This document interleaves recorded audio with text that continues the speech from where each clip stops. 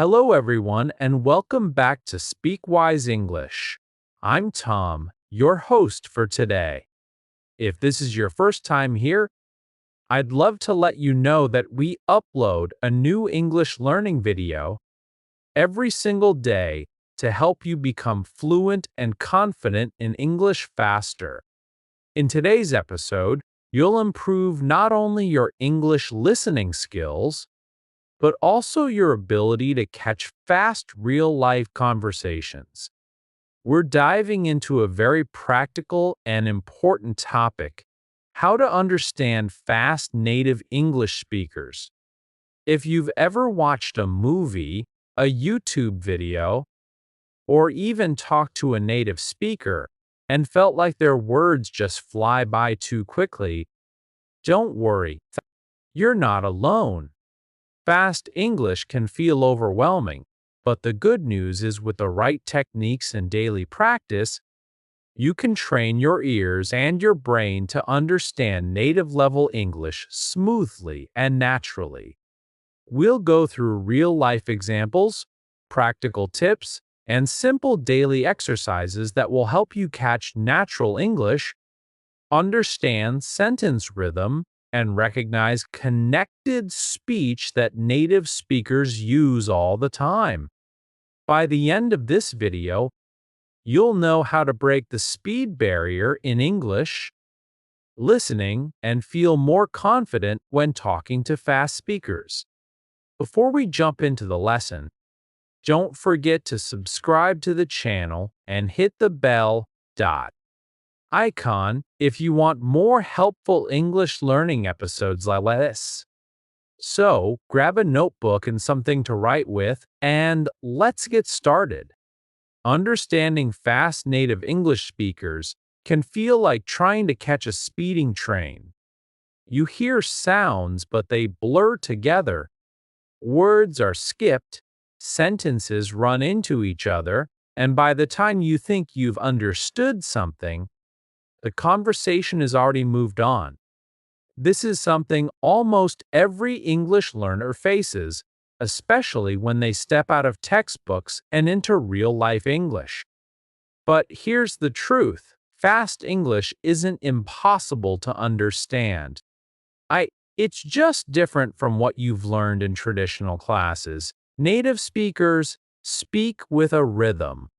They use contractions, they link words, they skip sounds that seem unnecessary to them, and they speak with emotion, speed, and tone. What you need is not just vocabulary and grammar. What you need is exposure, awareness, and practice. And that's exactly what we'll work on in this lesson. Let's first understand why native speakers sound so fast. It's not because they're trying to be difficult, it's simply the way natural language works. When people are fluent and comfortable in fast English, words get connected. For example, instead of saying, "What are you doing?" logically, a native speaker may say, "What you doing?" Instead of "I am going to," you'll hear "I'm going to." These shortcuts make conversations flow faster and smoother. That's why, even though you may know the words when you hear them squished together, your brain doesn't recognize them quickly. Native speakers also use stress and intonation differently. They emphasize some words while swallowing others. For example, in the sentence, "I didn't say he stole the money," depending on which word is stressed, the meaning changes completely. So, understanding fast English is not only about hearing all the words, it's about catching rhythm, stress, and patterns. Now, let's talk about connected speech. This is one of the most important reasons why fast English sounds hard to understand. Connected speech means that when people speak quickly, they join words together in ways that sound different from when you read them. For example, "Do you want to eat?" becomes "Do you want to eat?" and "Could you help me out?" becomes "Could you help me out?" The sounds blend. Sometimes letters are dropped, like the T in want to. And sometimes new sounds appear between words like a I sound or a soft. This is completely normal in native conversation. And the more you listen to it, the easier it becomes to recognize. Let's try a simple listening practice together. I'll say a sentence slowly first, I then naturally. You try to hear the difference. First, slow. Did you eat already? Now, naturally. Did you eat already? Did you hear that change? Did you becomes did. Try repeating it after me. Did you eat already? Let's try another. Slow. What are you going to do? Now, fast. What are you going to do? Try repeating it. What are you going to do? These may seem difficult at first, but repeating them daily helps your ears get used to natural patterns. Listening and repeating is one of the best ways to improve. You don't have to understand every word at first. Just start by recognizing the pattern. That alone will give your brain a huge head start in future conversations. Now, here's a helpful exercise you can do every evening. Take a short conversation clip from a movie, TV show, or a YouTube video. Listen to it once without subtitles. Try to catch the main idea. Then listen again with subtitles.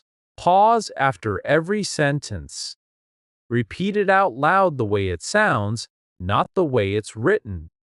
Try to copy the tone, the speed, and the emotion. This kind of shadowing practice is one of the most powerful tools to improve your listening and speaking at the same time. It trains your mouth to move like a native speaker and your brain to listen in real time. Remember, when you only read English, your eyes lead the way, but when you listen, your ears take control.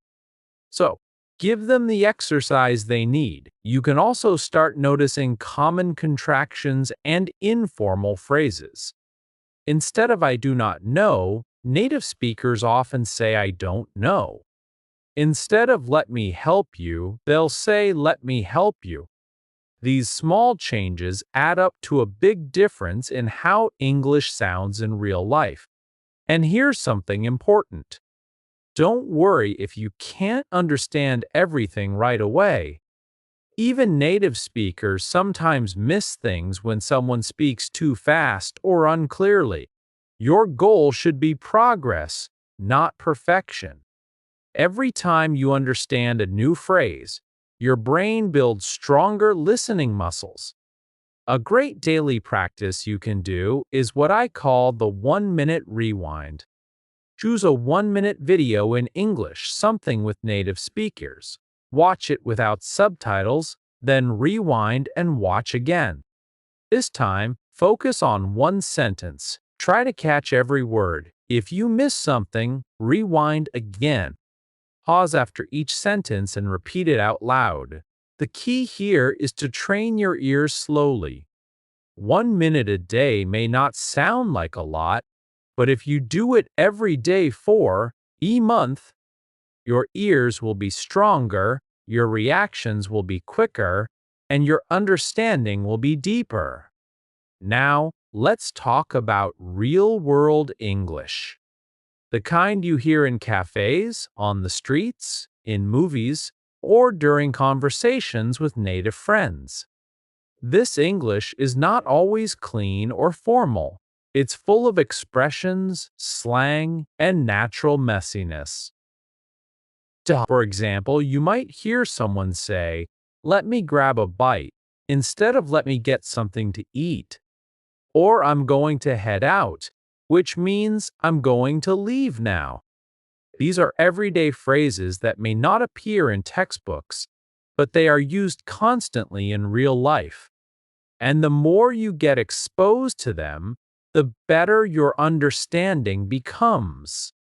To train your brain for this kind of English, try watching shows or videos where real conversations happen.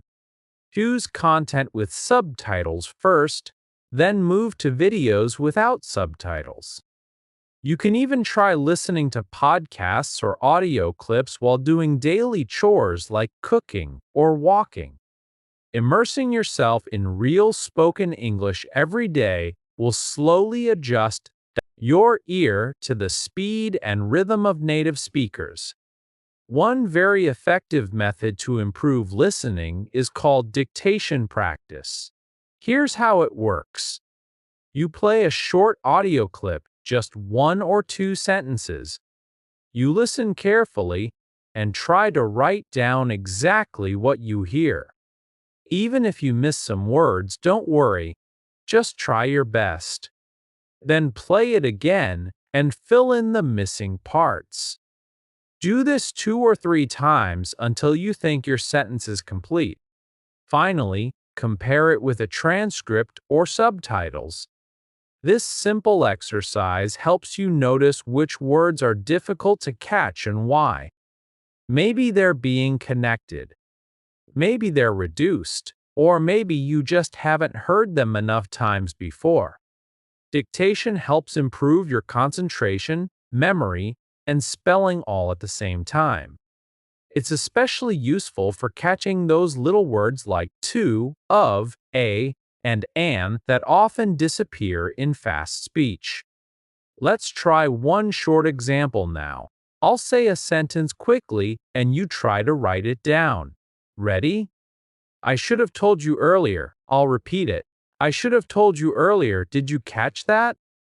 Most native speakers won't say, I should have told you earlier. They'll say, should have, one small blended word. Go ahead and repeat it. I should have told you earlier. That's how real English sounds. The more you practice hearing and writing these sentences, the easier it becomes to follow fast conversations. Now, let's talk about chunking, a very powerful way to improve understanding. In natural speech, people don't speak word by word. They speak in chunks or groups of words. For example, instead of hearing, how are you, as 3 separate words, your brain should hear it as one sound. How are you, instead of, do you want to go, it's heard as, do you want to go? These chunks come from common patterns and repeated phrases. When your brain begins to recognize these as full units, you won't have to translate word by word anymore. This means your brain will work faster and more efficiently. So, how do you train for chunking? Simple, by listening to the same phrases over and over in context. Watch interviews, dialogues, or shows where the same structures appear. Repeat them out loud. Make them part of your daily language. Soon you'll start recognizing the chunks automatically, even in fast speech. Another practice method that helps a lot is what I like to call the listen and imagine method. This helps you follow fast English using mental pictures. For example, if you hear someone say, we grabbed some coffee and headed downtown, you don't need to think about every single word. Instead, picture it. Imagine 2 friends getting coffee and walking into the city. This kind of mental visualization connects language with real experience. It improves understanding without needing to slow things down. You stop translating and start experiencing English. That's how native speakers understand each other, not by analyzing every word, but by processing ideas quickly. Practice this by listening to short dialogues and trying to imagine the scene like a movie in your mind. It makes the language come alive. Now let's do a little imagination practice. Close your eyes and listen carefully. Imagine this scene. She ran out of the house, jumped into the car, and drove off without saying a word. Did you see it in your mind? That's the goal. You didn't need to understand every syllable. You followed the meaning because you connected it to a picture. This helps even more when native speakers speak quickly. Instead of catching individual words, your mind catches the whole meaning. That's a powerful skill, and you can build it with just minutes a day of this kind of practice. At this point, it's also important to talk about patience and mindset. Understanding fast English is not something that happens overnight. It takes time. And it's okay if you don't understand everything right away. The key is not to give up. Every time you hear native English, even if you miss words, you are training your ears. You are making progress, and progress, even if it's slow, is real. Think of listening like exercise. The more you do it, the stronger you become. It's not about catching every word, it's about catching more words today than you did yesterday. Celebrate those small wins, and you'll feel motivated to keep going. Here's one more practice you can try. It's called repeat after pause. Find a short video or audio clip, just a minute long. Play one sentence, then pause. Try to repeat exactly what you heard, then play the next sentence, repeat again. This shadowing technique helps train your pronunciation, rhythm, and listening all at once.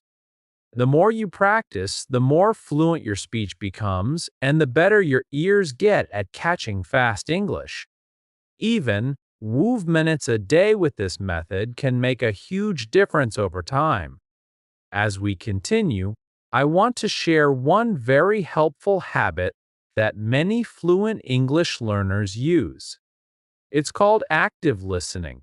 Active listening means you don't just hear the words, you try to understand what's behind them. You pay attention to the tone, the emotion, and the speed. Native speakers often speak quickly, but they also slow down or raise their voice when something is important. For example, if someone says, "I really don't want to go," the word really is stretched and emphasized. This is a clue. It tells you that the speaker's feeling is strong. You don't need to understand every word to get the message. You just have to listen actively. Practice this by watching short dialogues and noticing how people express emotions with their voice. Soon, you'll start catching meaning even when the language is fast. Another way to improve is by building your background knowledge. Let's say you're watching a video about shopping, or travel, or food. If you already know a little about the topic, it's much easier to follow along even if the speaker is fast. Why? Because your brain already expects some of the vocabulary and structure. It can predict what's coming next. This is called context-based understanding. So, try to choose listening material related to topics you're familiar with. If you like cooking, watch cooking videos. If you love sports, listen to sports commentary. Your brain will fill in the blanks more easily when the subject is familiar. This builds both listening confidence and vocabulary at the same time. Let's do another small exercise to apply what we've learned. I'll describe a scene in fast but natural English. Try to catch the main idea and build a picture in your mind. Here we go. So I was running late for work, spilled coffee on my shirt, missed the bus, and had to call a ride just to make it to the meeting. Now pause. What happened here? You might not have caught every word, but you probably understood that the speaker had a rushed and stressful morning. That's the goal. Focus on the meaning, not perfection. Real English is about understanding the message, not catching every syllable. Let's talk about pronunciation now. because this is a key to understanding native English. Native speakers connect words in ways that might feel strange to learners. For example, what do you want to eat? Becomes what do you want to eat? Or did you see it? Becomes did you see it? These connections are completely natural, but they make the sentence harder to understand if you're expecting perfect word separation. One way to get used to this is by practicing connected speech yourself. Try to repeat what you hear exactly how you hear it. Say gonna instead of going to. Say wanna instead of want to. This may feel informal, but it's how English is actually spoken. And understanding connected speech is one of the fastest ways to improve your listening. Another practice technique is the echo method. Play a sentence from a native speaker and then immediately try to repeat it with the same speed and rhythm, like an echo. For example, if the sentence is I can't believe he said that, you repeat it right after with the same energy and pace.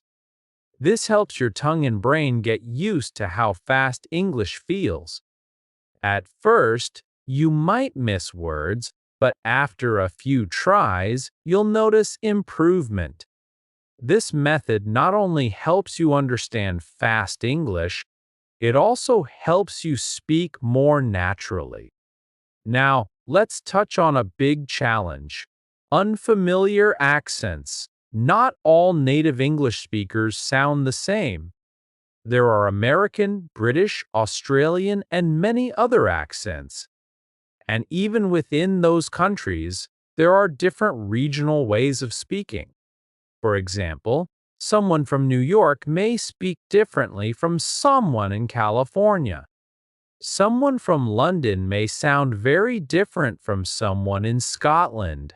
So, how do you train for that?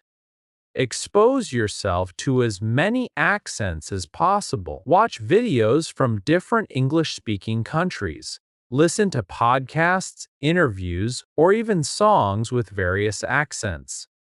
This helps your brain become flexible.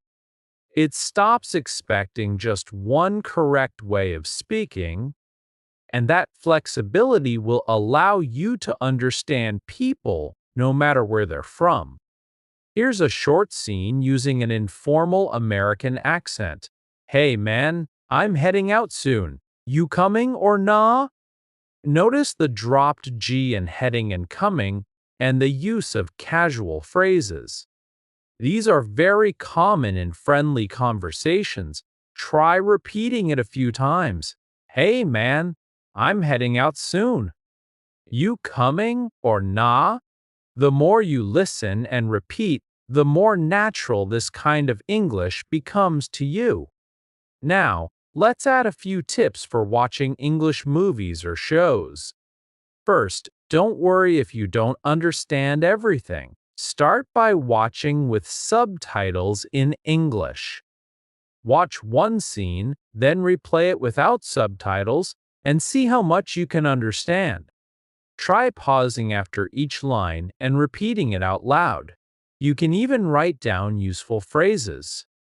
For example, in a movie scene where someone says, "We've got to hurry or we'll miss the train," you can note that "we've got to" is another way of saying we have to. These small discoveries make you more comfortable with real English and help you build a stronger listening vocabulary. Next, let's look at how songs can help you. English music is a fantastic way to train your ears. Choose a song you like and look up the lyrics. Listen once without reading, then listen again while reading the lyrics. Finally, try singing along. This method helps you get used to natural rhythm, intonation, and word linking. Many song lyrics use everyday language. For example, in the song "I'm Going to Find Another You," the phrase gonna is used instead of going to. These details teach you how real people speak. And because music is fun and emotional, your brain remembers it more easily. Let's take one more practice paragraph together. I'll say it naturally and a little fast. Try to follow along. We were supposed to meet at Cheeling, but I got stuck in traffic and then couldn't find parking, so I ended up getting there almost an hour late. That was a fast real-life situation. Try to repeat it after me. We were supposed to meet at Cheeling, but I got stuck in traffic and then couldn't find parking, so I ended up getting there almost an hour late.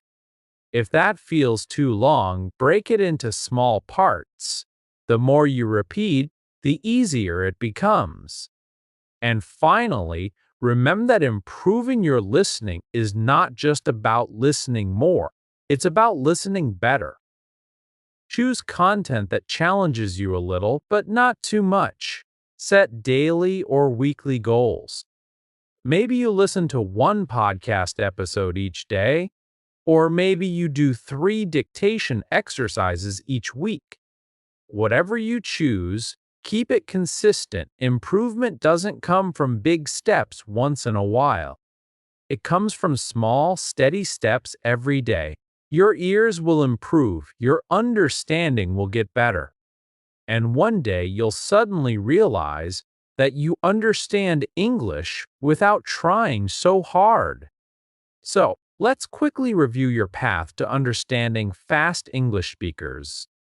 You've learned about connected speech, reduced forms, chunking, shadowing, and active listening. You've done exercises using imagination, dictation, and repetition. You've practiced understanding through real conversations and gotten familiar with different accents. All of these are powerful tools that will continue to help you even after this video ends. The only thing you need to do is keep going. Make English part of your life. Not just a subject you study, but a language you live with. The more time you spend with it, the more natural it becomes. And soon, you won't just understand fast native English, you'll enjoy it. So, grab your notebook and go back to practice the exercises again. Make sure you repeat the phrases and chunks. Listen daily to short conversations and push yourself a little every day. With time, your ears will catch up, your brain will speed up, and your confidence will grow. Thank you so much for watching today's episode of English in Moments. I hope you learned something valuable and feel more motivated to improve your English listening.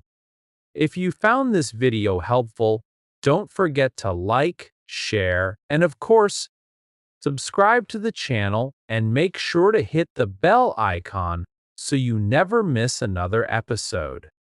This is Elena, your host, signing off for now.